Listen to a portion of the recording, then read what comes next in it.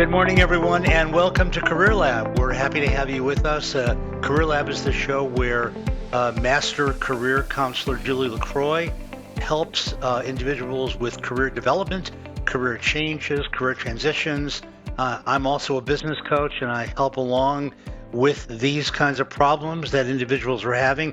Those of you who follow our show know that we have callers on the show who present career problems to Julie and I, and we also have guests on the show who come in and help us and help you all by sharing their expertise about what they're doing with their career and help us enrich all of your career development. So happy to have everybody. I know a lot of you saw our last program, which is really exciting. So we'll be coming at you on a regular basis. So let's get going this morning and welcome our tremendously beautiful star, Julie LaCroix. Good morning. Good morning, Joel. You always flatter me. And isn't it fun to be doing Career Lab in this post-COVID get back to work environment? It's exciting what's going on out there in the workforce. You know, you're so right. It's really interesting. Things have really picked up like a skyrocket and everybody's working. But one thing that you and I know, Julie, as coaches that we will be talking about is people are doing some different things. Yes, they are. Lots of career changes. COVID did change the way a lot of people relate to work. And I know that in my practice, I'm having a lot of clients come in who are transitioning. They're changing what they do a little bit. Yeah, and every company has a little bit of a different requirement, and it's kind of nice that the employees have a little more say in the work environment and the work style. I think that flexibility has been long overdue in our economy. I'm really glad you shared that because I agree with you. And I think it only ultimately helps companies perform better to be able to allow some flexibility. I know from a hiring standpoint, because I do a lot of hiring for my companies, that employees have never been in greater demand, and they can finally request some additional kinds of either benefits or work-related environmental things they couldn't previously. Right. And it helps for so many people who are sharing roles with between career and family. So a lot of times there are primary roles that compete with one another in our life. So perhaps you need to care for a child, or you need to care for a parent, or you have a multi-generational household, and being more available and setting your own schedule is really the key to making that unit work. So I think holistically, it's a really nice thing for people. And I love working with my clients who are benefiting from this new work style in other areas, not just career. So makes for a happy workforce. Okay, listeners, Julie has just hit the proverbial nail on the head. That is the single most important thing, is people who have families and other kinds of needs in their lives can now fulfill those while still being able to work, whereas they really were much more limited before. Julie and I are very experienced at having clients come in who say, I can't work because I've got this or that family circumstance, and what do I do? And now, in fact, those people can work. So, Julie, thank you for highlighting that for our audience. I call it the mid-30s crush. It's when all those important roles, you have to be a spouse and a parent and an adult child of aging parents, and you have to be a worker, and you're maxed out on volunteer work, and your bills are at their highest, and it's a tough time. So for those people, I think that's where the mass amount of benefit is. That's my opinion. You got a name for everything. It's fantastic. Okay, well, it's so great to see you, dear, and we're excited to be on Career Lab this morning. Without further ado, welcome a caller named Lynn in. Lynn, good morning. Good morning. Welcome to Career Lab. Why don't you tell us a little bit about what you wanted to talk about this morning? Well, I was calling in because I'm at a crossroads in my career. I've been doing the same type of job for over 20 years. And for once, I'd like to do something that I truly, truly enjoy. So in my previous role, I signed up for a similar type role. I do project management, and it seemed to be a little bit of a mismatch. So I didn't do too well in that particular job. So we were going to transition me to a different job so I could try something new, but I don't have the experience in that other area. So what I don't know, or what I'm struggling with, is how do I transition out of a career that I've been doing for 20 some odd years into something that's more meaningful, it's a better fit for who I am and what my skill sets are and what I'd like to do for the last part of my career. Okay, well, Julie's going to get started with you on that, but just let me say to our audience, this is one of the most prevalent situations going on in business right now. And Lynn, we are we know you're struggling with it, but we are grateful to have you on because in both Julie and my practices, we're seeing so much of this transition, especially after a long time in one particular job. So Julie, take it away. Lynn, thank you so much for calling in. And I love how you originally reached out to me. You said, I'm finally ready to have a job that I really love. And, it kind of begs the question, Lynn and Joel and all of our listeners, since when is career about money? I just don't understand why people choose career based on money. It really doesn't have much to do with money. You're going to make money doing something you love. So it's interesting what happens for people to get them to this point where they're ready to make that transition from being fearful about how much they might take a pay cut or what are my skills, but I'm just ready to be happy. So Lynn, before we start cracking into your code, I want to know why at this time are you deciding that it's time to readjust your career into something that's going to bring you joy? Well, over time, if you're not doing what you enjoy, it takes a tremendous toll on you, the person. I think that there is something to be said for wanting that work-life balance. I am a little bit unique in that I'm a little bit older parent. I also have a child to take care of. And the flexibility that I had during COVID was more invaluable to me than I realized it would be. So then when I had to go back to the brick and mortar 8 to 5, I was chomping at the bit. I didn't like it. It didn't fulfill me. It cut into what I could do for my son. So it just drove the nail home how important the work-life balance is to me at this stage. And I have X number of years left, and I'd like for them to be a more productive, peaceful, happier. Lynn, Sure. welcome to the millions of Americans who have just figured that out with you. And you're one of a very large group, and it's very special for us to be able to talk about it with you. Yeah, it's interesting too. In our lead-in, we were talking about that mid-30s crush, where kind of the parenting role competes with the primary career role. But in that you're a little bit of an older parent, you still kind of fall into that category because you have those two competing roles.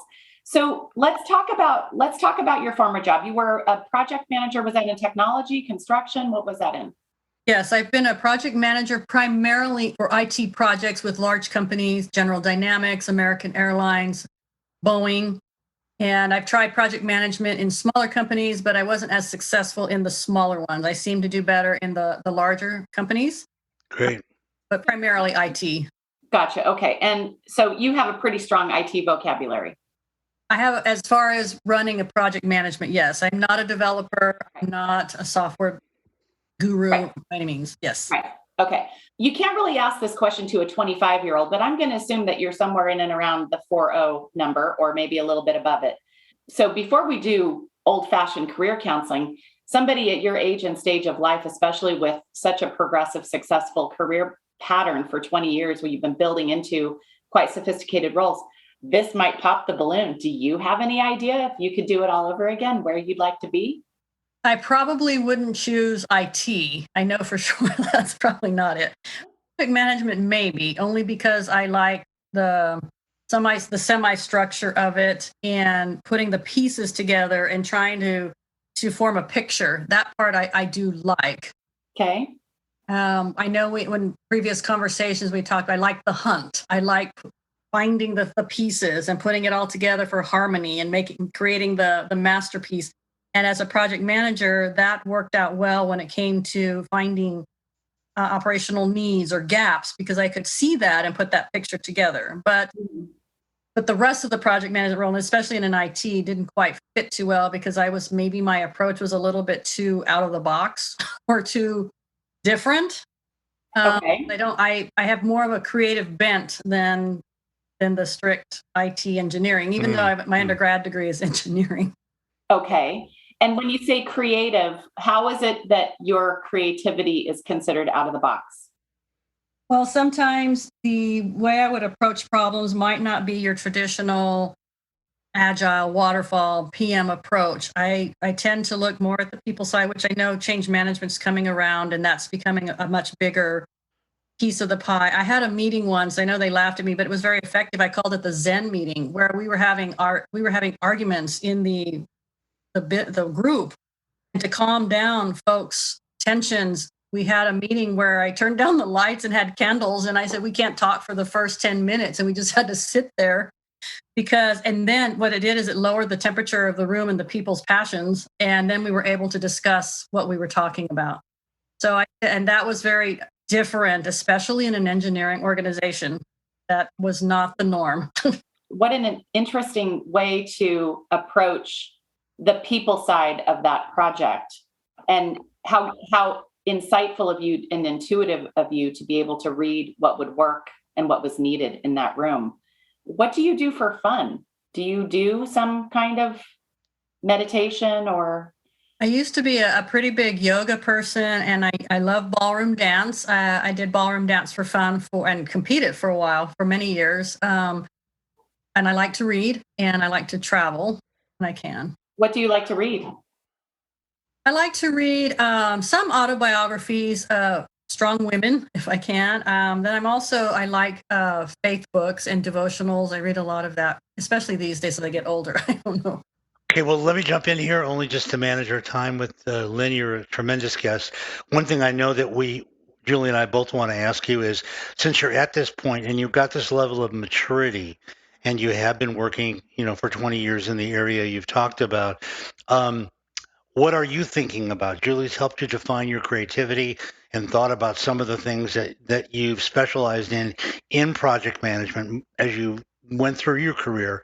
Where are you thinking you might want to go now so we can help you tee that up a little? Well, in talking with Julie and exploring other things, I was thinking of something along the lines of maybe supply chain, buying, because I like to go out and see what's out there and compare prices, what's out there, maybe buying, whether it's buying this last job, I was hoping maybe to get into buy content, see what's there, compare the prices, see what's there, what the customer might like. Anything with change. I like change management only because to move the needle forward, whether it's on the people side or whatever, by using unique ways and saying, hey, but this is out there. Why don't we try this new methodology? Or, hey, there's a new widget out here. Why don't we try that? And let's go shop it around.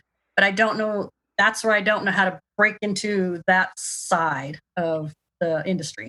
So a little background here for the listeners and for Joel. Lynn and I had worked together already to kind of break down what other activities she is involved in her current life and in her kind of, life history. And everything kind of came down to buying. Turns out she had a little gig on the side. She's really good at selecting items. She's really good at pricing. So perhaps we should focus this conversation on the transition itself and trying to maybe architect a transition from project management into buying in your industry. Is that something that you're interested in? Sure. Well, one of the things that's good. Thanks, Julie. I'm glad you brought us up to date on where we're going. So, one of the things that is important to ask Lynn, I heard you say earlier that you've been successful in large organizations, which sometimes a lot of people are not. So that's a real strength. Would you then consider moving into acquisition or buying in a larger company? Because that can really help us drive your transition forward. That would be a goal. A bit scary to me only because I don't have that experience in there. And I would think a large organization is going to want years and years of experience in that role. So I'm like, I don't know. Actually, a smart hiring team will look at the entire candidate profile, which is made up of skills that you do bring to the table and skills that you have yet to develop. So they look at skills and potential. And in your case, your formal buying skills are outside of your formal career, yet you have some formal buying skills. It's not going to hurt you to have a conversation with your current employer about a possible crosswalk over into maybe a procurement analyst, maybe take some of your data skills or some of your coordination skills, a procurement coordinator cross over your project management skills. And we could deep dive in a separate session about what it is that makes you, a really good project manager. You said you think creatively and outside the box. Maybe you have a lot of really good research skills. Maybe you could work in as a procurement research analyst. So, really looking at the market for sourcing purposes and bringing ideas to the table. So there are lots of different ways that you could put your strongest foot forward and apply that to the role of buyer, purchasing, procurement. And this is for everybody listening. In any job, like right now, let's look at Lynn's situation. She has two variables. She has a role and an industry. Her role is IT project manager. Her industry is, we'll just call it defense, or, large company, we'll call it. And so when you're making a career change, not just a job change, but an actual career change, a really easy, simple way to structure it is to think, well, which should I change first, my role or my industry? Because changing both at the same time is a stretch for you, the candidate, and it's kind of hard. It's a little less believable from the hiring manager standpoint. But if Lynn said, look, I know exactly how our industry utilizes the resources that we have, I want to go onto the buying side and procure those resources. I think I can do better than, or as good as the team is doing bringing in these resources. Then you stay in the same industry, but you shift your role. So some career changes would be the opposite. It's same role, different industry. Everybody needs to architect, what's the next step? Is it changing my industry or changing my role? And in your case, Lynn, what I would suggest is staying in the same company, if you can, and trying to change that role. And that would start by interviewing, taking some of the people in the purchasing or procurement department out to lunch, or have them in a meeting and just sit down and talk to them. Like, what is this really all about? How do you guys hire? Have you ever done any internal hiring? In a large company like that, the company is very, very interested in retaining a good worker and transitioning them to a different role than they are letting them go. In this market, they do not want to let a good worker go no matter what. Well, one thing I was thinking about this as I listened to Julie give you that very good input was I hire a lot of project managers for companies I work for. And a project manager has to have a pretty broad longitudinal spread of understanding of what's going on. And you do bring that. So in terms of what Julie was mentioning about how you appear to a hiring manager or what you might share with your company, you get to see the whole field longitudinally as a PM. So that may allow you an entrance into product acquisition, buying, or procurement, as Julie was mentioning, because you're obviously touching that to some degree with project management. Think about it. You have to be. I mean, otherwise you wouldn't be a project manager. So, if you think about that, that automatically gives you some basic skill set and knowledge of acquisition and procurement. I always tell people to do a magic sheet. Go on to LinkedIn or Indeed or whatever job search board you want to use. Maybe you're a larger company's internal job board. Go to General Dynamics Careers and type in the word purchasing, buyer, procurement, see what comes up. In looking at a job posting, you're not doing job search. At this point, you're doing job research. And you want to read those job postings just for the bullet points right in the center. There are 7 to 10 bullet points in every job description that are the key duties or job duties, key responsibilities.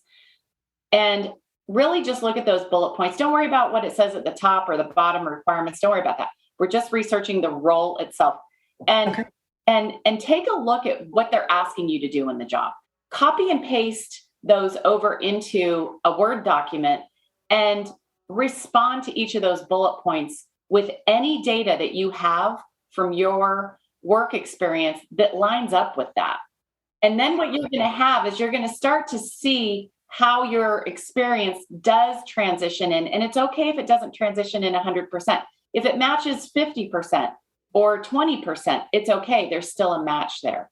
And let's say there are 10 bullet points, you'll probably match up with 5 to 7 of them at some level. But it's good for you to be able to unearth that information so that you can begin to see where your skill set does transfer over to a purchasing department, so that if you do ever get an interview, you can say, look, this is what I've done, and I've done a lot of research. It directly relates. I would love the opportunity to develop this further.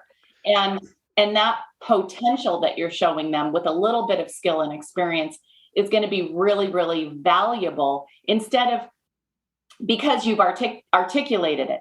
instead of coming at it like, well, I've never really done this. I'm a little bit afraid. I'm trying to hide that I don't know what to, you don't want to come at Right. a position of weakness. You want to say, I have 30% of the experience. The other 70% looks fascinating to me. I would jump at the chance.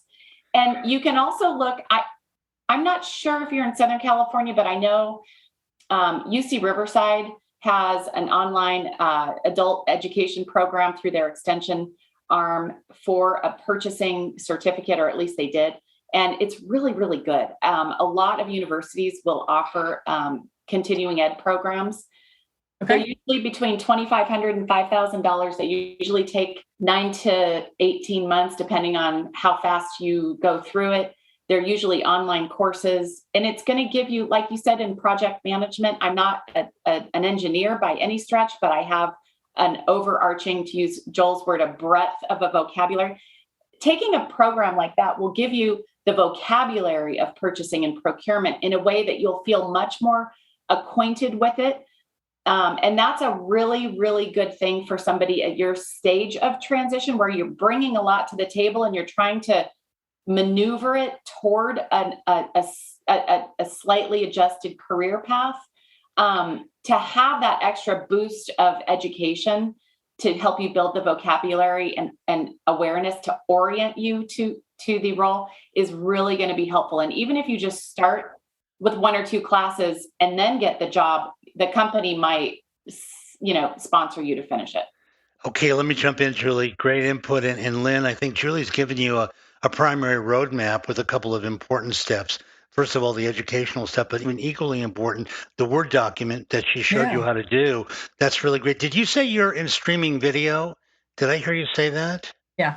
Yeah, working at a company. So let me, since I'm also in the entertainment segment, let me take 2 minutes and drill down and tell you what you need to do real quickly, Okay. because I know all about this. So if you're in project management in an entertainment company that's doing streaming video and you want to get into procurement, this is about knowing you're in project management, you're doing a project, a show. You know all about that show. You know how it was created, what the budget was, who the stars were, what the producers were, etc. That knowledge can go right into what other content that company needs. If you're working at a Netflix and you're working on one particular show, you're going to know what they need in another segment, and your project management experience is going to allow you to go to them and say, look, we need a show in category Y. We need a horror show, and here's how we can tee it up, because you've already got that experience. I mean, you're actually much closer than you think you are if that's your segment. This is how the entertainment segment works. It's not like other industries where there's so much specific technical transfer knowledge you might not have. In entertainment, it's all about the same content. And so you can take that information that you have from the show you're currently project managing, or the group of shows, and move that into something else. And the company will see you as a content expert when you first walk in the door. Okay. I hadn't even thought about that. I was so tunnel vision with the PM and looking at how do we actually make it talk, because we're down in the weeds with the trouble tickets and Right, right. Even so, I think it's important. I understand where you are, the level yeah. that you're at, and more of a micro level. But I think you need, especially if you're going to follow Julie's suggestion and stay in your industry, you need to think big. I mean, you're actually very lucky to be in that industry, because it doesn't take very much to be an expert with the kind of skills and knowledge you already have. So this allows your ideas to maybe get some traction and to do the things Julie had talked about. But remember, it's not going to take that much for you to recommend a new show and a new segment. And that's what procurement is in Hollywood.